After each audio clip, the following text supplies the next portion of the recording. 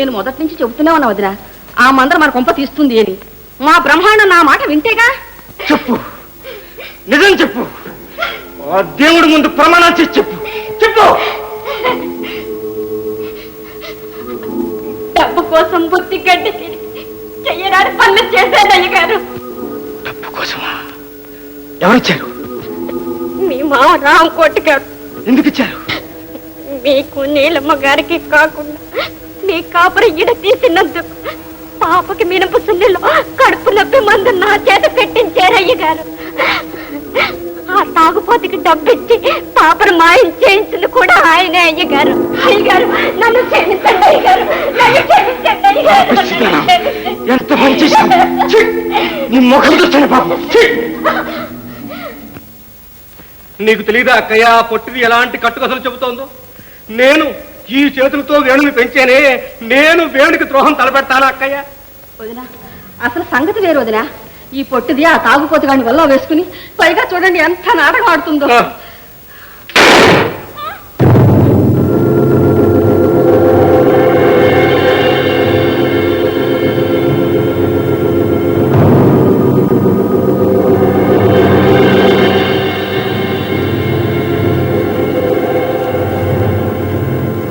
రామకోటి గారు, ఇక మీకు 3 నిమిషాలు కనిపిస్తున్నా. ఈలోగా సకుటుంబంగా ఇల్లు వదిలి బయటికి రావాలి.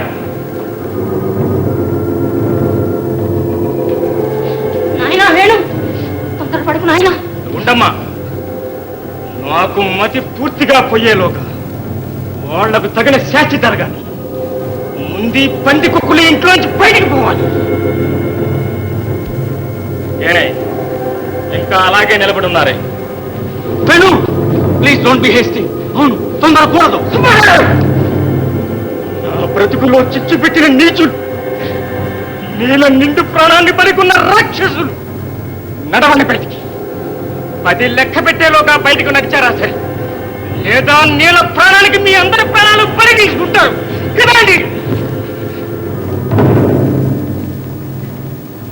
1 2 3 అది కాదు నాయనా, 4 వేణు 5 6 7 8 9 అతనికి మతి భ్రమం కలిగింది. It's a mental shock. Mister Subrao, ఈ రోగికి మందు కంటే మనశ్శాంతి చాలా అవసరం. రోగి కలవరించినప్పుడు ఏమీ కంగారు పడకుండా పసిపిల్లవాడిని బుజ్జగించినట్లు లాలించాలి. అతని ముందు ఎవరూ కన్నీరు కార్చకూడదు. మనస్తత్వం బాగా తెలిసిన నర్సు ఎవరైనా అతని దగ్గర ఉండడం మంచిది.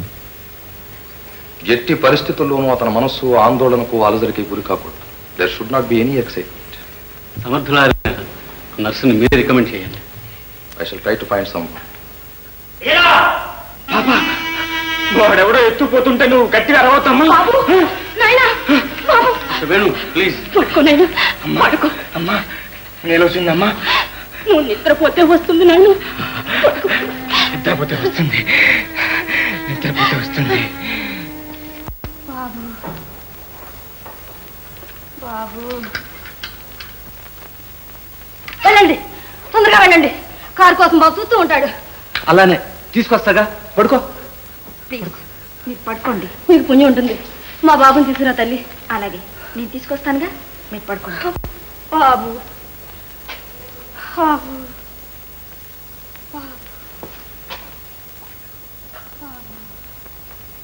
డాక్టర్ గారు, అకస్మాత్తుగా 10 ఏళ్లకు కొడుకుపోయాడు. అప్పటి నుంచి ఇది స్థితి. అస్తమానం బాబు బాబు అని పలవరిస్తూ ఉంటుంది. అర్థమైంది. సరిగ్గా ఇలాంటి కేసే హైదరాబాద్లో చూసి వచ్చాను. వేణుగోపాలరావు అని ఓ పెద్ద ఇంజనీర్.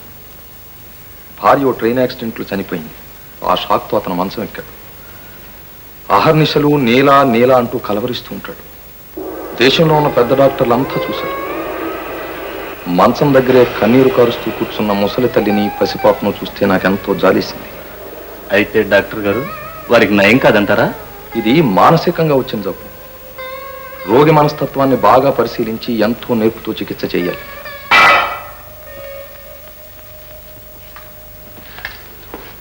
సారీ డాక్టర్, చేయి జారింది. It's all right.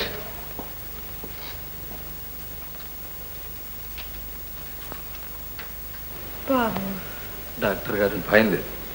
కొన్నాళ్ళు పరిసరాలు మార్చండి. మనసుకు పూర్తిగా విశ్రాంతి కావాలి. కొన్ని మందులు రాసిస్తాను.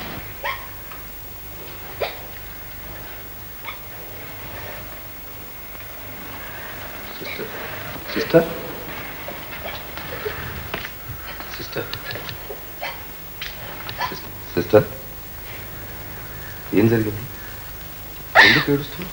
డాక్టర్ గారు, నీకు వచ్చిన కష్టం ఏమిటో నాతో చెప్పు. చెప్పమ్మా. డాక్టర్ గారు, వేణుగారిని ఎలాగైనా కాపాడండి. వేణుగారి అంటే ఆ హైదరాబాద్ ఇంజనీర్. అవునండి. వారు నీకేమవుతారు? ఆ నిర్భాగ్యురాలు నీళ్ళ నేనే డాక్టర్ గారు. నువ్వు మరి ఆ రైలు ప్రమాదంలో? ఆ రైలు ప్రమాదంలో చిక్కుకుంది నా పెట్టె మాత్రమే. ఆ దేవుడు మీ బేబీ రూపంలో వచ్చి నాకు రైలు ప్రమాదం తప్పించాడు. ఆ, మా బేబీ రూపంలో మీ అడ్డీ కనిపించడం లేదు. అనిపించకేమవుతుంది? రంగనాథం ఆ ప్లాట్ఫామ్ మీద ఉంటుందేమో చూడు.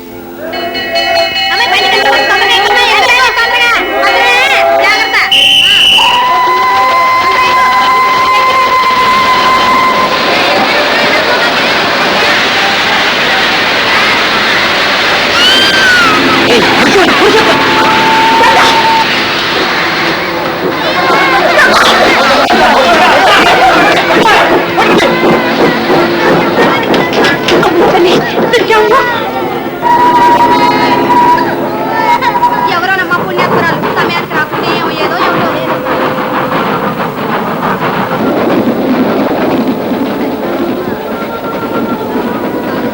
మీరెవరో కానీ దేవతలాగా వచ్చి మా బేబీని కాపాడారమ్మా. మా మూలంగా పాపం మీకు రైలు దాటిపోయింది.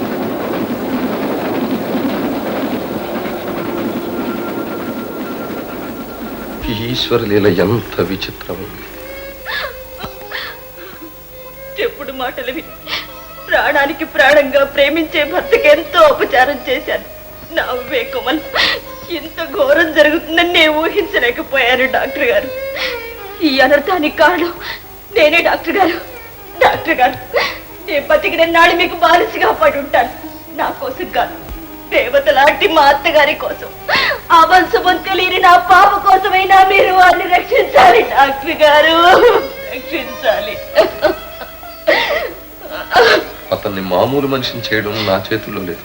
డాక్టర్ గారు, నీ చేతుల్లోనే ఉంది. నా చేతుల్లోనా? అవునమ్మా.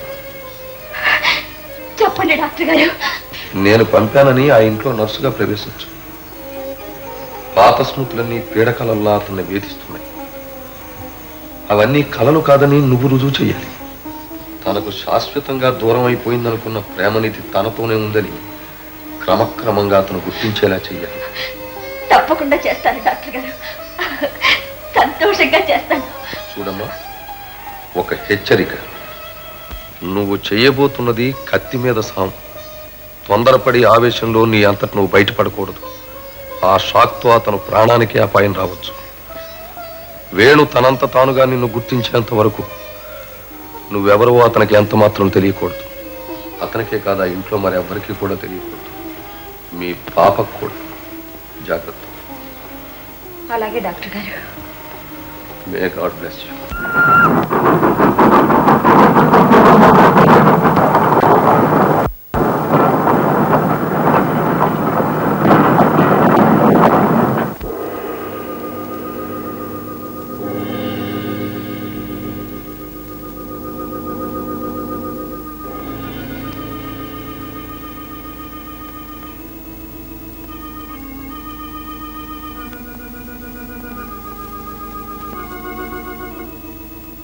ఎవరమ్మా మీరు? డాక్టర్ పంపారా? లోపలికి రండి.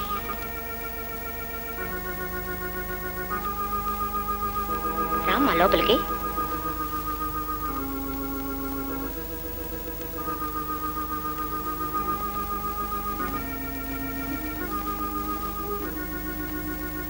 డాడీ డాడీ నువ్వు తాగు డాడీ.